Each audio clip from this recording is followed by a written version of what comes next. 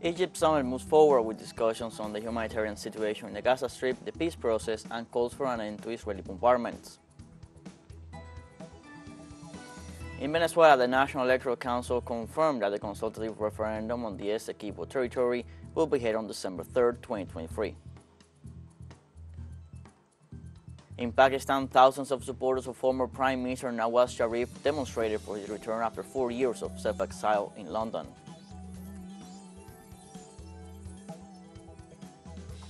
Hello, welcome to From the South. I'm Luis Alberto Matos from the TeleSUR studios in Havana, Cuba. We begin with the news.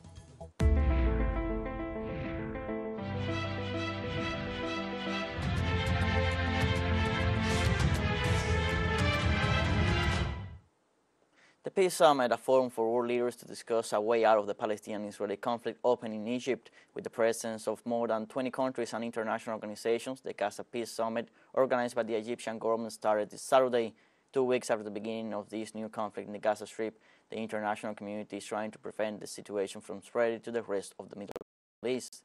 Although the meeting is attended by the Palestinian president and other Arab leaders, it is worth noting the absence of Israeli representatives at the summit, which aims to achieve a ceasefire.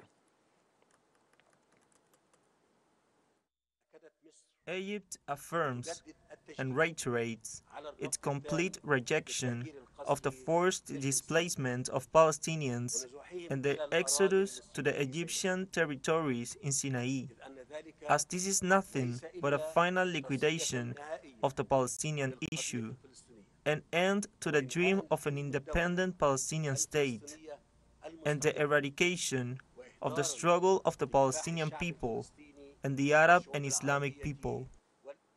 For his part, Jordan's King Abdullah II denounced and condemned the message being put out in the world that Palestinian lives matter less than Israeli ones.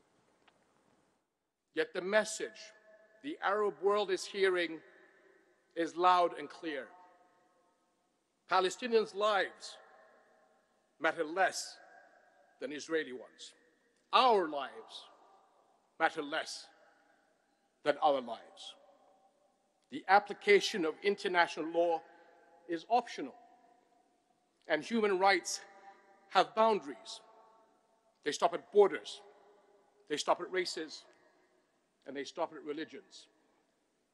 That is a very, very dangerous message, as the consequences of continued international apathy and inaction will be catastrophic on us all.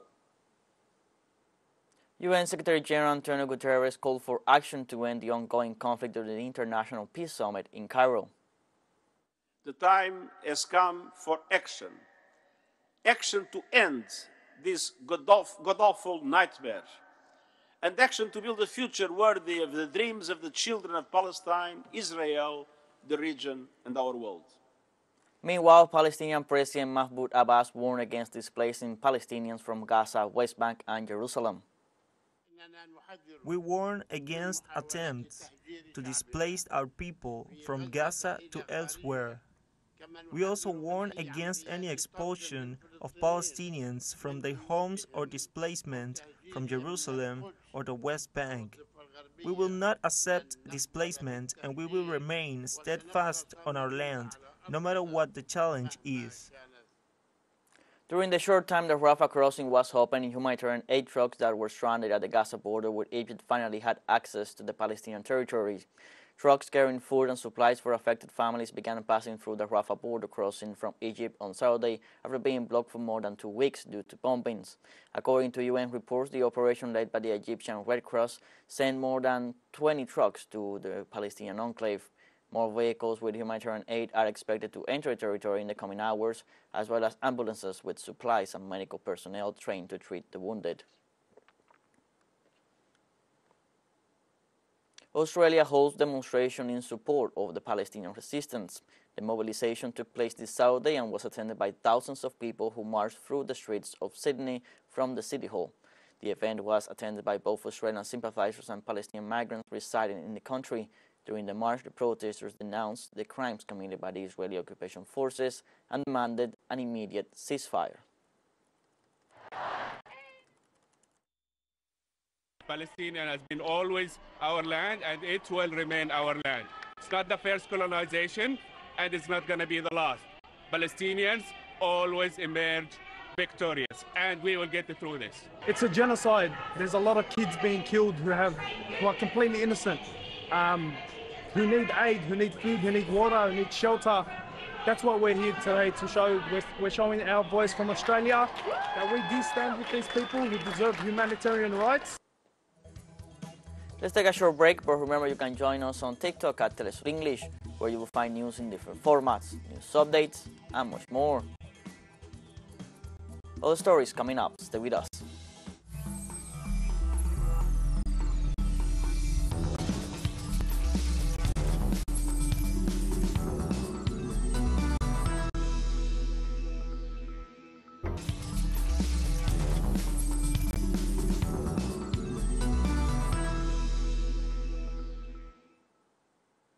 Welcome back from the South.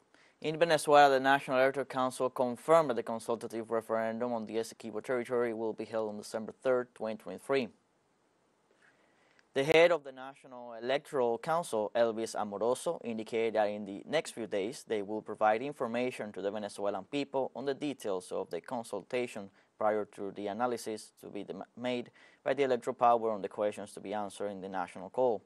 Elvis Amoroso stated that these actions strengthen democracy and the people by the power granted to them by the Constitution of Venezuela as original constituent power.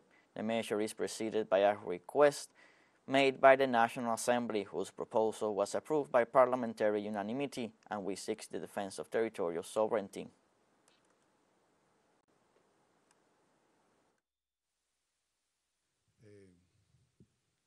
In a decision taken at today's meeting by unanimity of all directors and by virtue of the fact that the National Assembly had already been notified of the management or approval by the National Assembly of the document that you bring today, Mr. President, the date of December 3rd,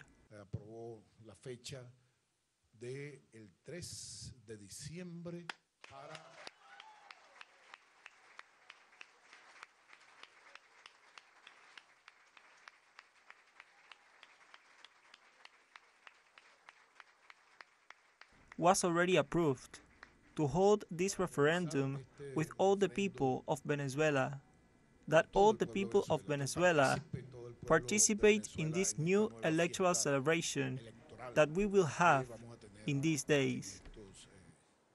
The president of the electoral body also added that he will have 3 days to present the questions to be applied on December 3rd. We will be informing all the people of Venezuela about this issue, the document and the analysis to be made by the electoral power on the questions, and we also tell you that in the schedule approved by the Board of Directors of the National Electoral Council, we will have 3 days to give an answer and present to the people of Venezuela, which will be the questions to be asked by all Venezuelans on December 3rd, so that they can express themselves. The president of the National Assembly of Venezuela, Jorge Rodriguez, informed that a request to call for the consultative referendum in defense of the Esequibo seeks as a proposal to advance in defense of national sovereignty. A proposal that involves and encompasses all of us. A proposal where we can all go together to defend our national sovereignty.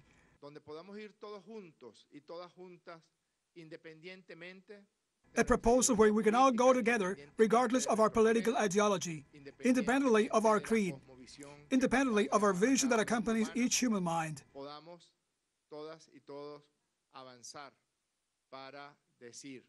That we can all move forward to say from our hearts of patriots, I defend my territory of the Guyana Esequibo. To say the son of Venezuela is born in the Esequibo. In Guatemala on Friday, President-elect Bernardo Arévalo participated in the mobilizations that took place in the capital.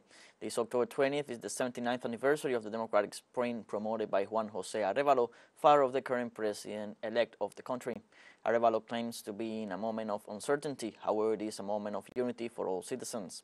The commemoration event comes just when Guatemalans are celebrating 19 days of national strike, where they gather in Guatemala City with several marches where they demand the resignation of the Attorney General Maria Consuelo Porras.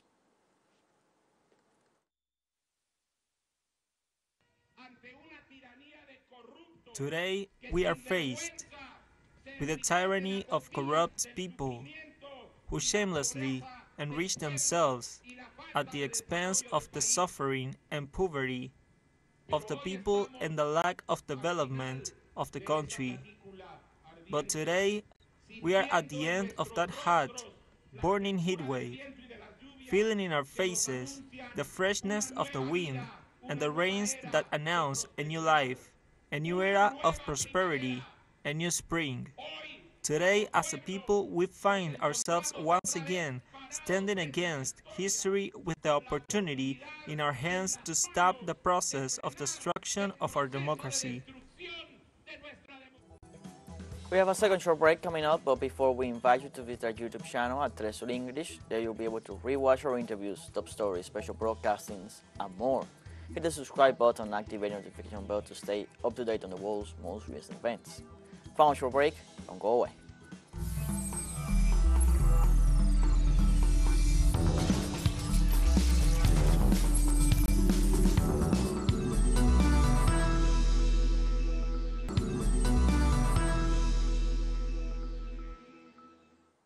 Welcome back from the South. In Pakistan, thousands of supporters of former Prime Minister Nawaz Sharif demonstrated on Saturday for his return after 4 years of self-exile in London. Earlier this week, the Islamabad High Court granted Sharif protective bail until Tuesday, October 24th, removing the threat of immediate arrest once he returns to the village. Numerous banners and posters were put up in Lahore to welcome his arrival. Sharif's return was publicized for months by Sharif's party, whose leaders hoped his president could revive and now flagging popularity.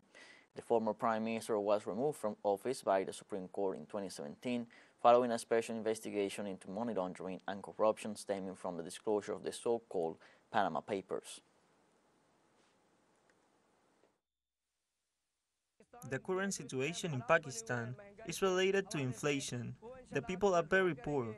Only Sharif can control the situation. We worked on construction sites, but now with these conditions, we are all jobless, because all the construction sites are closed now. They will return. We have full faith in them, that they will promote the construction sector as well. The commander of France's forces in the Sahel said on Friday that 1,500 French soldiers, would leave Niger by December 31st, a time frame announced by French President Emmanuel Macron late last month. The pullout demanded by Niger's military rulers started last week after the July ouster of President Mohamed Bazoum, a key ally of Paris, through France's strategy for the Sahel region into disarray. French General Eric Hossein, at the joint press conference with Niger's Colonel Mamane Sani Kiaou in the capital Niamey, said the objective of presidential announcements of a departure on December 31st will be met. Hossein also stated that 2 large convoys of military vehicles that were in the northern area have left, adding that a number of convoys carrying non-sensitive equipment had begun to leave.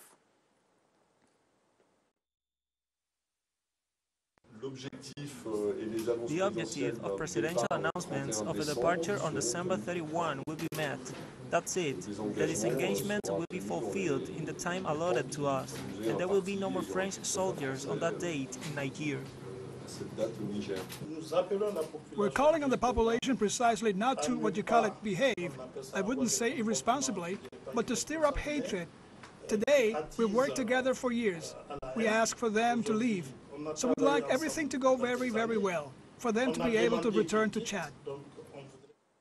A team of experts from the International Atomic Energy Agency watched on Friday how some of the fish samples they collected at the Fukushima fish market were being prepared for nuclear examination. They watched the scientists process the fish for subsequent testing at designated laboratories to evaluate, analyze, and ensure the Fukushima Daiichi nuclear power plant's ongoing discharge of treated wastewater into the sea is safely carried out. The group, including 2 IAEA experts and independent scientists from China, South Korea, and Canada, observed laboratory workers process fish at the Marine Ecology Research Institute in Japan's southeastern coast of the Chiba Prefecture. China immediately banned all imports of Japanese seafood the day the release began, badly hurting Japanese seafood producers, processors, and exporters, and Russia recently joined China in the trade restrictions. It's really important that laboratories in neighboring countries are able to compare their results and are able to measure against the same standard, because then the credibility of the data that they are reporting and that they are exchanging increases. And these samples were very well homogenized in the sense that identical samples will be provided to laboratories which are participating in the exercise, and the results of these measurements done in different laboratories will then be reported to the agency. The agency will prepare a report that will show how well the data produced by the different laboratories compare between them, and this will be a proof of the quality of the data reported in the monitoring program by Japan. Authorities in Scotland reported 2 people dead due to the floods caused by Storm Babet. The body of a 57-year-old woman was found on Thursday in the coastal region of Angus in Edinburgh after being swept into a river, and a 56-year-old man was killed when a falling tree hit his van. Scotland police said a search was underway on Friday after reports of a man trapped in a vehicle in floodwater. Parts of eastern Scotland experienced severe flooding on Friday after Storm Babet brought heavy rainfall and winds of more than 113 kilometers per hour, which overwhelmed the fences and left thousands of homes without power. The storm continues to hit the region, which led to maintain the red alert and the evacuation of some areas.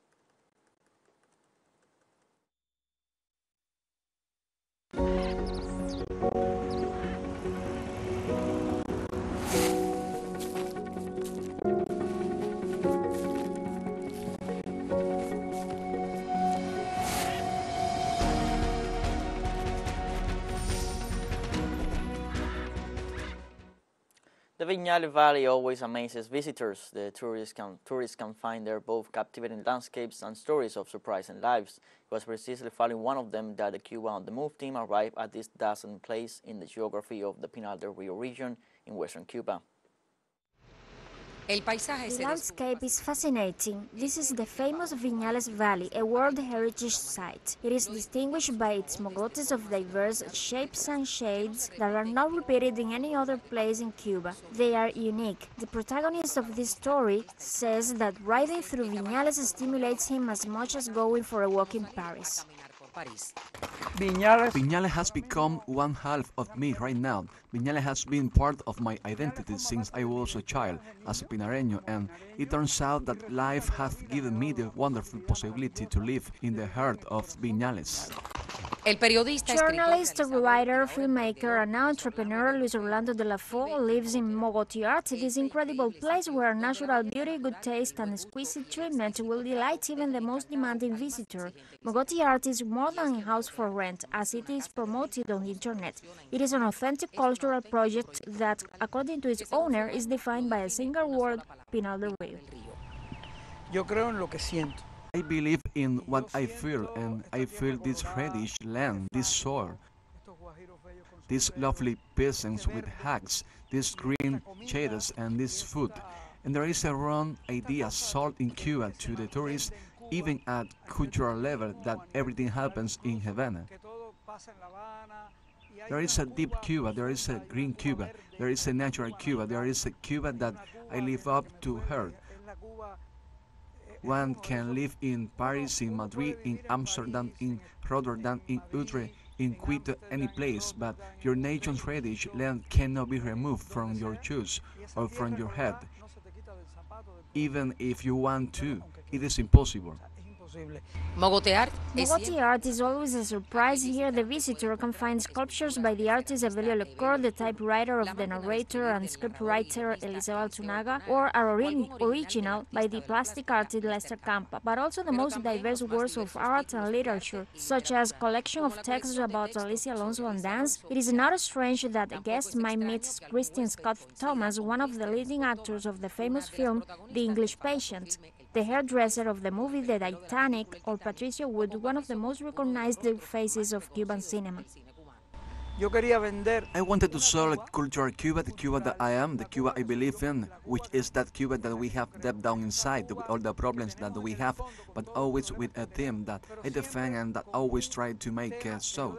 I don't do anything by having writers coming here and sit down to read their stories among themselves. I don't do anything by having here someone from ecotourism selling their motorbikes. No, the local people, the ones that live here, the ones that soil the valley and cultivate it, they are the ones that have to be here. That's to say, there should always be communication with the community. Events of photography and ecotourism are held here, and for the last 4 years, the International Meeting of Children's Literature in Pinar del Rio has been held here. Luis Orlando says that art opened his mind, and that is why Mogoti Art flies along. He says that he's a Guajiro who fled from the countryside looking for art. He lived in Europe for 20 years, worked in his profession, published books, and wrote scripts for reality shows and soap operas, but he came back 7 years ago. Yo tuve que irme de Cuba. I had to leave Cuba to discover how Cuban I was. There are many Cubans today doing Cuban things outside of Cuba. The important thing is the nation. I believe that the important thing is Cuba. I believe that the important thing is the Cuban identity. And I'm not saying that the Cuban identity got into the pores of my skin, because I was born here, and that is inevitable.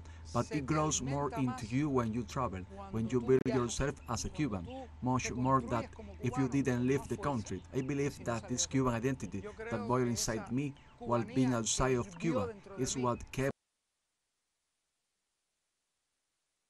me here. Today, Luis Orlando does not get tired of portraying this landscape. He says he neither misses his profession nor his time as a successful scientist.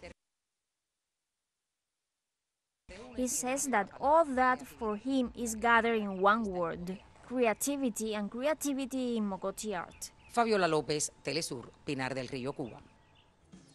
We have come to the end of this news briefing. You can find these and many other stories on our website, telesurenglish.net. Also join us on social media, Facebook, X, Instagram, Telegram, and TikTok. For TeleSUR English, I'm Luis Alberto Matos. Thank you for watching.